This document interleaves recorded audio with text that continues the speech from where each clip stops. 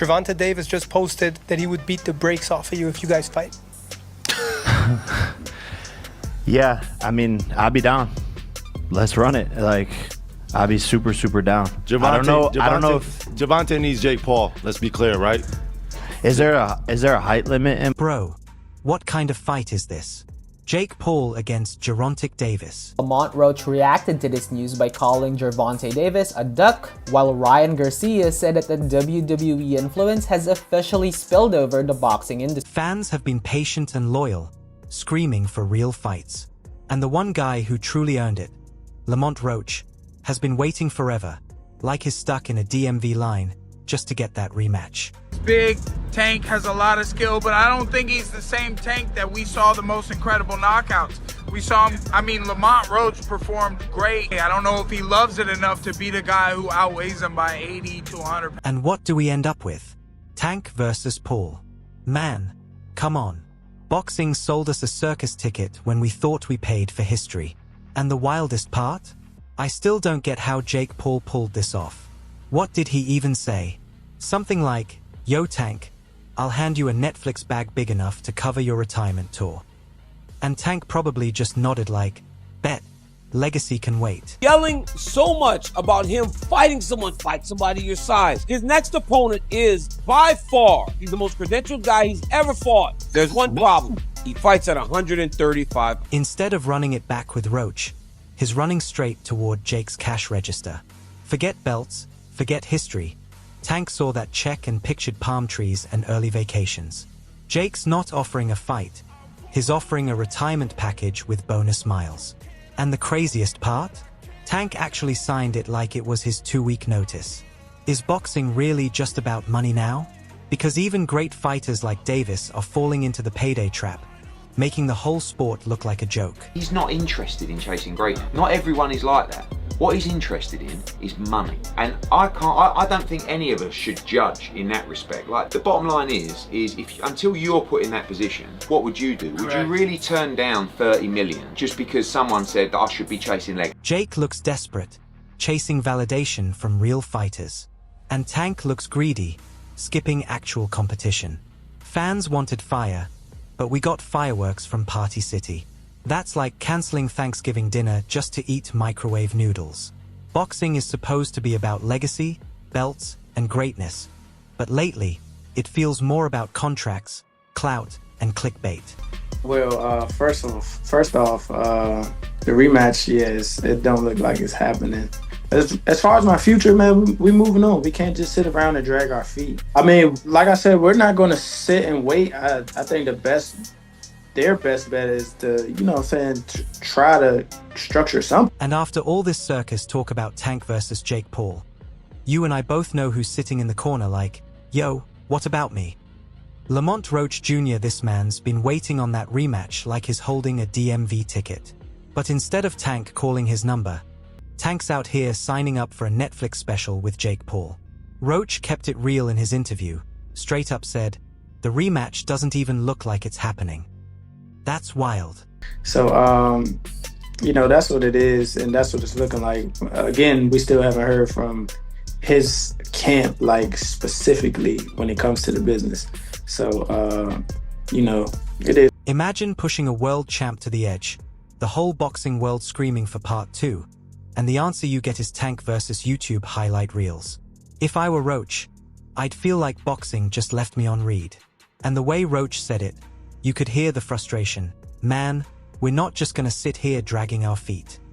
He even admitted Tank's camp hasn't said a single word about business, which makes it feel like Tank already packed his bags. Maybe he'll fight Jake Paul instead. What do you think of that? I think that's terrible. Why? I mean, I get it, because at the end of the day, it's the money business, and you want to make the most money, but from what I'm hearing, he can make more money in a fight with. Roach knows he's not the so-called cash cow, but he's chasing greatness, not clout. And when they asked if Tank even wanted the fight, Roach didn't flinch. He hit us with a cold, honestly, no. And just when we thought this whole Roach situation couldn't get any messier, Shakur Stevenson stepped in like, forget that, fight me instead. And you and I, we all know that's the matchup boxing's starving for. Roach deserved his rematch, no doubt. But Tank versus Shakur? That's legacy stamped in bold. Paul? Do I think he beats Jake? Yeah. I mean, It's a huge size advantage, though. it is, but I think Tank got the skills to make sure he come out on top. Do you think that Jake has gone better? Yeah, I think actually Jake got tremendous. Instead, Tank's looking at Jake like Netflix just dropped him a coupon code. And Shakur even threw Jake a little compliment, saying he's gotten better and might even be champ one day. Bro, that's like saying your uncle who hoops at the YMCA might get drafted to the NBA. Respectfully, not happening. But that's Shakur's style. Cool, calculated, throwing shade with a straight face. Bottom line, Shakur made it clear. Tank chasing Jake is nothing but a money grab. But Tank versus Shakur? That's the fight you, me, and the entire boxing world would actually show up for. Gervonta Davis and you're being offered 20, 30, 40 million, whatever the number is, and you're getting 7 or 8 to fight Lamont Roach in a 50-50, what are you going to do? I mean, maybe the kid's half checked out of the game anyway. Then Eddie Hearn came in sounding like the professor of boxing economics, and we all heard him. He said this whole Tank versus Jake Paul thing isn't even real boxing, exhibition rules, 14-ounce gloves, and weight classes looking like a video game glitch. Jake's walking around at 210, while Tank barely cracks 135. That's not a matchup, that's a magic trick. Eddie even admitted he hates these circus fights. These exhibitions, I hate these 14-ounce gloves. I don't know what it's going to be, but like, you know, you now got Jake who's a 210, 220 pounder fighting a 135 pounder. But then he flipped it and said, well, if somebody waved 30 million at you instead of 7, what would you do? And he's not lying. We'd all probably be on the first flight to Netflix headquarters with gloves in the carry-on. The problem is, Tank used to be about smoke and legacy. Now it feels like he's clocking in for a celebrity spa. And when Eddie said Tank might already be half checked out, that stung. Fans wanted him locked in for Lamont Roach, but instead were watching him gear up for Jake Paul. It's gonna look weird, man.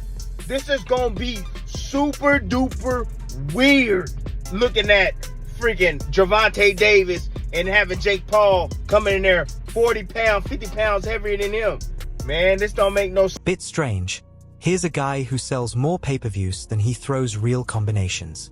That's not a super fight. That's a side quest with a giant payday attached. Eddie kept it businesslike, but Tim Bradley Jr. pulled up and said, forget the business, this is straight circus. And he wasn't wrong. Man compared it to Bigfoot versus Littlefoot and Andre the Giant versus Wee Man. That's the kind of size mismatch we're about to see on Netflix. You, me, we all know it's wild when a Hall of Famer calls it Circus Olay before the first punch even lands. He at the end of it. He just trying to get this money and he trying to sell off. He trying to go buy his own damn island. That's what he want to do. He want to be by himself with his kids. He don't want to be around no women, nobody. He want to be chilling by himself with his kids, hanging out, singing Kumbaya songs. Bradley went in on Jake for being 200 plus pounds and fighting a 135 pounder, and then turned the smoke on Tank too, saying this is nothing but a late career money play. He even clowned PBC, like they lost Canelo, and now Jake Paul's supposed to be the savior. That's not a fight announcement. That's an episode of Shark Tank. Imagine Jake walking in with his YouTube beard as extra chin protection. Bradley joked that Jake's basically out here selling beard insurance with every hook. Is it a payday? Hell yeah, it's a payday. Ooh, it's a payday out of this world. Man, Tank Davis is, hey, he's saving PBC. You know PBC ain't getting no money from... But the funniest part? Bradley admitted he's still going to watch. That's what makes it so wild. He clowned the fight up and down, called it weird and dangerous, and even accused Tank of checking out of the game. But then at the end, he said, oh, I'll be watching. Netflix got me. And that's the vibe right now. We can roast it, we can hate it, but when the circus tent goes up, everybody's peeking inside. So here we are, boxing fans, standing in line for history but getting handed circus popcorn instead. Tank versus Jake Paul isn't the fight we asked for, but it's the one we're all about to rubberneck anyway. It's wild, it's messy, it's money over legacy, and whether we love it or hate it, we're tuning in just to see if Tank retires with the bag or if Jake's beard really comes with championship-level chin insurance. Either way, The sport looks crazy right now, and that's exactly why none of us can look away. Drop your thoughts on this whole Davis versus Paul circus down in the comments. I need to know, are you buying popcorn or skipping this one? And make sure you subscribe to Boxing Headquarters, cause if you don't, I might have to send Tank Davis to your living room for a surprise sparring session.